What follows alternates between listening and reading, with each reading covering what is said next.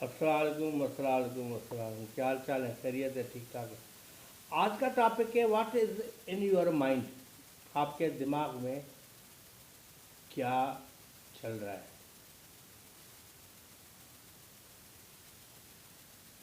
Facebook पे ये ख़ास तौर से लिखा हुआ है, लेकिन हम लोग इस बात को समझ ही नहीं पा रहे कि इसका मतलब क्या है, इसकी गहराई क्या है।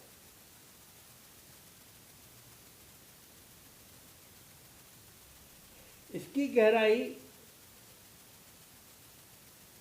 आप लोगों ने ये बनाई हुई है कि जितने भी अशार हैं, किसी और की चीज़ें हैं, सारे निकाल के आप लोग डाल देते हैं और उसके बाद कहते हैं ये आपके माइंड में है।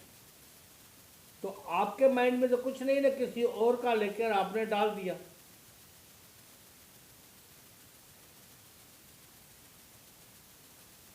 What is in your mind का मतलब है आपके दिमाग में क्या चल रहा है, आपके ख्यालात क्या हैं, आप क्या सोचते हैं, आप जिंदगी के बारे में क्या सोचते हैं।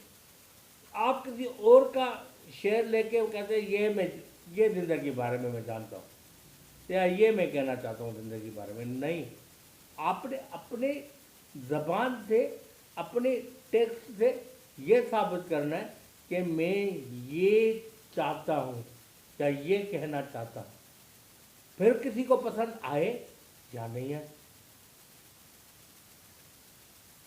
हम लोगों को माँ की दुआ का सबको पता है, लेकिन वही माँ की दुआ का अल्फाज अपने जहन से निकाल के अगर डाल के कहेंगे तो कोई बात ही और हो जाएगी।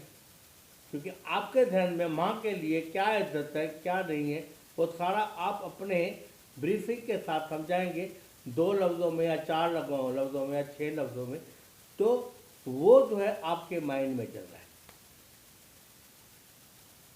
दूसरे जितने भी चीज़ें लिखी जाती हैं, मेरे ख्याल में, मेरी नज़र में सही नहीं है। जो मेरे दिमाग में होता है, मैं वो चीज़ डाल के आप लोगों को बताता हूँ। मैं कहता हूँ कि माँ बाप की इज्जत करो, तो अपने अल्फाजों से कहता हूँ माँ बाप की इज्जत।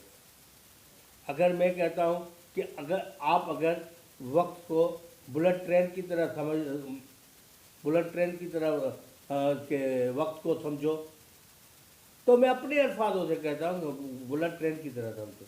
ये नहीं कहता कि फलाने शायर ने कहा था कि ये बुलेट ट्रेन की तरह वक्त है, ये है वो है, फिर उसकी शायरी है, शायरी में वो क्या बोलता है।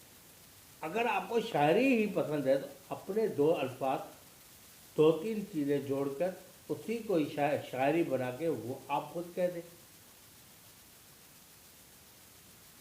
तो what is in your mind का मतलब आपको मैंने समझा दिया कि what is in your mind का मतलब है आपके दिमाग में क्या चल रहा है, और वही आपने लिखना है, वही आपने बताना है। बीमारियां चल रही हैं, बीमारियों के इलाज चल रहे हैं, बीमारियों की दवाइयाँ चल रही हैं। अब डॉक्टर ये कहे कि फलाना डॉक्टर कह रहा था कि ये दवाई इस्तेमाल करने से आपकी शफा हो जाएगी, तो वो डॉक्टर ने क्या कहा? कुछ भी नहीं कहा, तो दूसरे की बात करके रखती। भाई डॉक्टर है तो अपने तरीके से किताबों के ज़रिए से पढ़ के फिर अपने अल्फाजों से वही चीज़ कहे, तो मेरे ख्याल में उसकी जो बात होगी कोई और होगी। उसी तरह से अपने माइंड से जो कुछ आप कहना चाहते हो, वो अगर आप फेसबुक में डालोगे तो मज़ा ही कुछ और होगा।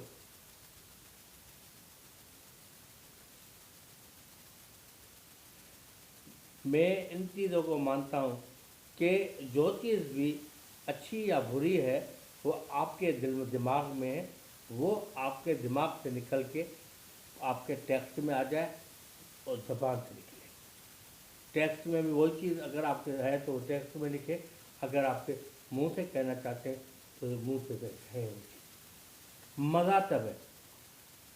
तो आज मैंने आपको ये समझाने की कोशिश की कि what is in your mind का सही मानों में, गहराई में देखते हुए क्या मतलब है।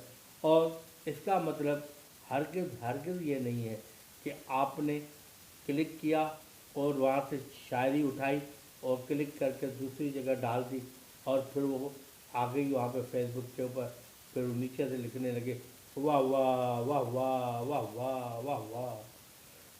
तो ये वाह वाह आपकी नहीं हो रही, वो वाह वाह हो रही उस शायर की हो रही है जिसने लिखा और जिसने समझा और उस पर टेक्स्ट में लेकर आए, वो उसकी तारीफ हो रही, आपकी नहीं हो रही कि आपने डाला।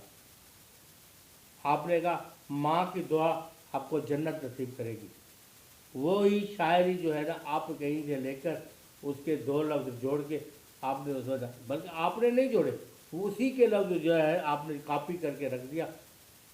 तो आपने तो कुछ नहीं किया, आपके दिमाग में तो कुछ नहीं था ना, आप तो खाली दिमाग है। खाली दिमाग होने की ज़रूरत नहीं है, आपके माइंड में आप डालें, ज़िंदगी को आपने जिया है। अगर आप 70 साल के हो तो 70 साल की ज़िंदगी आपके पास है, 40 साल के हो तो 40 साल की ज़िंदगी आपके पास है। अगर 20 साल का बच्चा डाल रहा है तो 20 साल की ज़िंदगी उसके पास है। बहुत बहुत शुक्रिया आपका। आज का वीडियो इतना ही। आपको पसंद आए तो आप सब्सक्राइब कीजिएगा, आगे बढ़ाइएगा और इस बात का गहराई से सोचिएगा। बहुत शुक्रिया।